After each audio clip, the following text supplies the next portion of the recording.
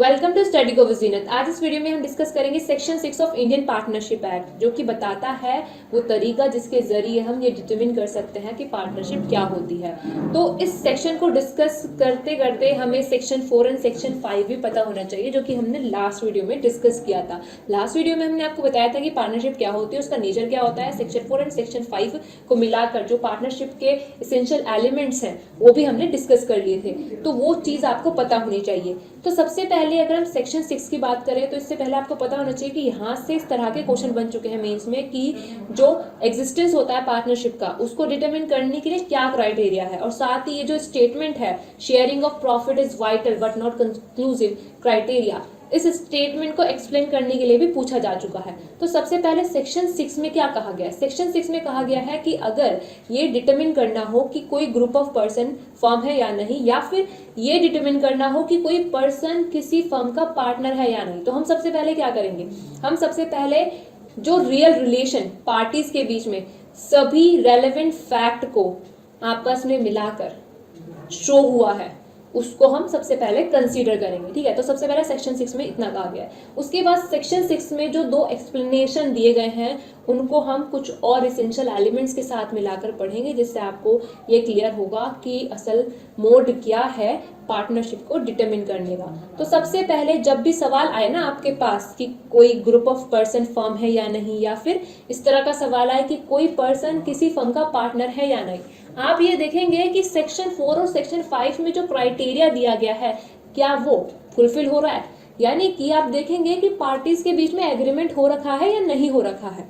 क्योंकि सेक्शन 4 में सबसे पहले ये क्लैरिफाई किया गया है कि पार्टीज के बीच में क्या होना चाहिए, एक एग्रीमेंट होना चाहिए किसी बिजनेस के प्रॉफिट को शेयर करने के लिए, ऐसे बिजनेस के प्रॉफिट को शेयर करने के लिए जो कि उन सभी के द्वारा कैरी ऑन किया जा रहा हो, या फिर उनमें से किन्हीं लोगों के द्वारा सभी के लिए कैरी ऑन किया जा रहा हो।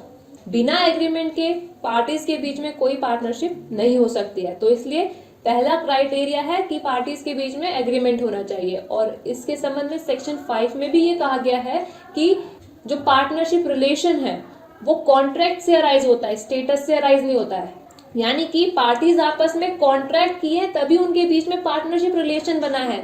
ये नहीं कि अगर कोई पार्टनर है फर्म में, उसके अगर कोई बेटा पैदा होता है तो फिर वो भी क्या हो जाएगा, फर्म का पार्टनर हो जाएगा। ऐसा नहीं हो सकता है, यानी कि स्टेटस से पार्टनरशिप अराइज नहीं होती है। अब जैसे कि यहाँ पे कॉन्ट्रैक्ट की बात की गई है, तो कॉन्ट्रैक्ट की जो इसेंशियल एलिमेंट होते हैं वो भी फुलफिल होने चाहिए, यानी कि फ्री कंसेंट वगैरह हो गया, legal object, legal consideration, competency of parties, जो कि आप section 10 of Indian contract act में पढ़े ही होंगे। जो भी एसेंशियल एलिमेंट दे रखे हैं सेक्शन 10 में इंडियन कॉन्ट्रैक्ट एक्ट के, वो सारे के सारे फुलफिल होने चाहिए। तो अगर पार्टीज के बीच में क्या है, कॉन्ट्रैक्ट है, एग्रीमेंट है, तो तब हम क्या कहेंगे कि हाँ पार्टनरशिप है।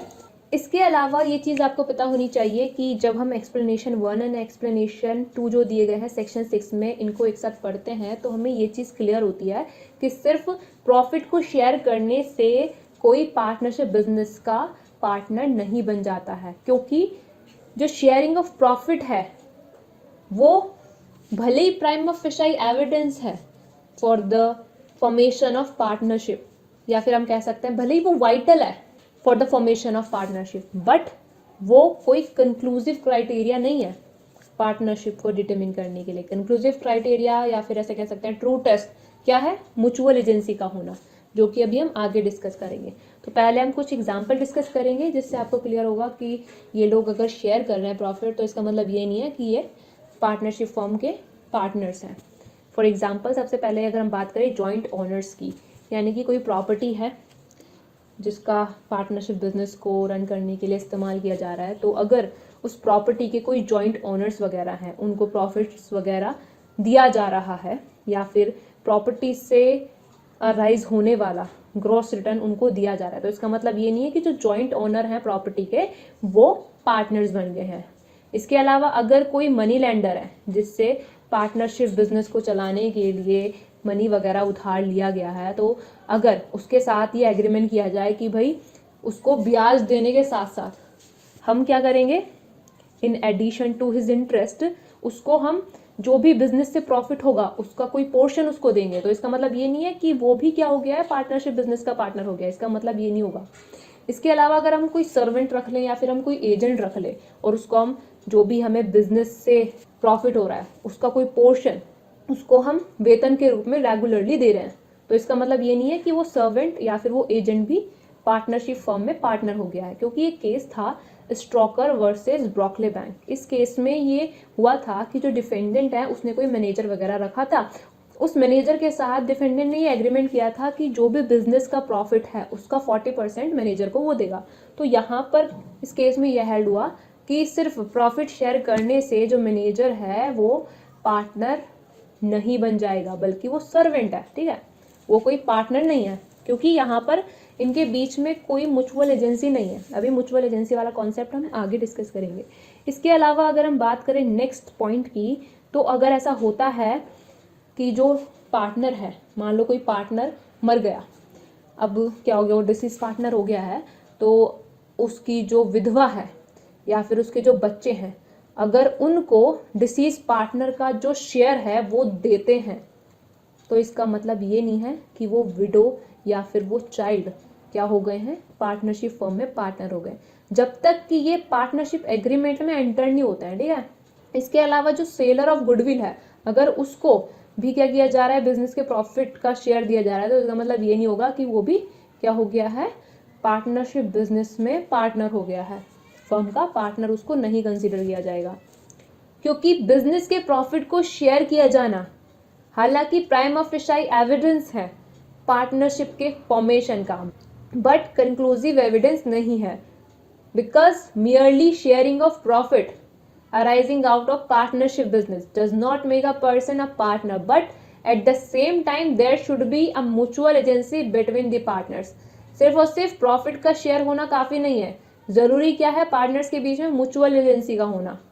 जैसा कि आप सेक्शन 4 पढ़ेंगे, वहां पर ये लाइन दी गई है कि जो बिजनेस है जिसका प्रॉफिट शेयर करने के लिए पार्टनर्स आपस में एग्री हुए हैं, वो बिजनेस या तो उन सभी के द्वारा कैरी ऑन किया जाना चाहिए या फिर उनमें से कुछ ही लोगों के द्वारा सभी के लिए कैरी ऑन किया जाना चाहिए। इसका मतलब यह है कि जो व्यक्ति क्या कर रहा है, बिजनेस को कैरी ऑन कर रहा है, वो अपने उन सभी एक्ट से जो कि बिजनेस को कैरी ऑन करते हुए उस व्यक्ति ने किए, क्या कर सकता है, सभी पार्टनर्स को बाइंड कर सकता है।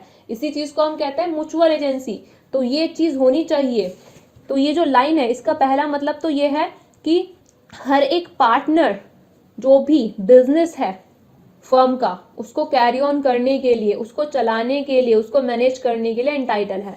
सेकेंडली, जो पार्टनर्स हैं उनके बीच में म्यूचुअल एजेंसी सब्सिस्ट करती है, यानी कि वो एक दूसरे के द्वारा किए गए एक्ट से एक दूसरे को क्या कर सकते हैं, बाइंड कर सकते हैं। और इस चीज के रिगार्डिंग वाफ वर्सेस कार्वर के केस में कहा गया था कि जो शेयरिंग ऑफ प्रॉफिट है वो प्राइमा फेसाई एविडेंस है पार्टनरशिप का, बट कॉक्स वर्सेस हिकमैन के केस में कहा गया कि शेयरिंग ऑफ प्रॉफिट भले ही वाइटल है बट कंक्लूसिव क्राइटेरिया नहीं है पार्टनरशिप के एस्टेब्लिशमेंट का।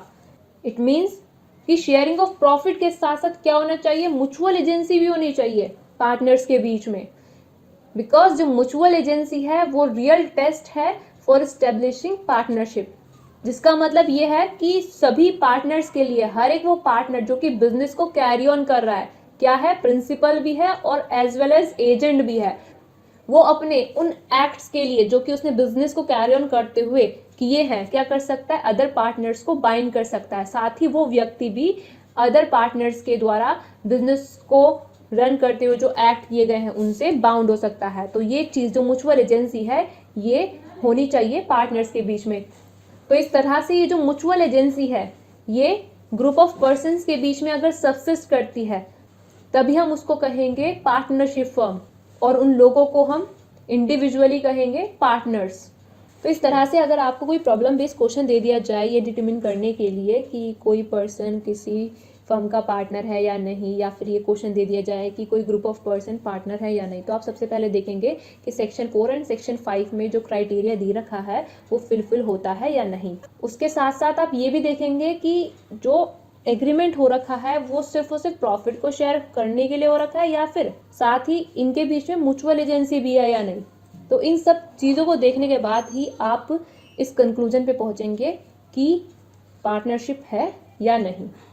तो आज की वीडियो के लिए बस इतना ही। आई होप आपको ये वीडियो अच्छा लगा। वीडियो अच्छा लगा तो लाइक करना, चैनल को सब्सक्राइब करना और वीडियो को ज़्यादा से ज़्यादा ज़रूर शेयर करना। और अगर आपको हमारे किसी भी सब्जेक्ट के PDF नोट्स चाहिए तो उन सभी की जानकारी डिस्क्रिप्शन में हमने दे दी है, एक बार आप डिस्क्रिप्शन ज़रूर चेक कर लेना। So thank you for watching my video. मिलते हैं नेक्स्ट वीडियो में।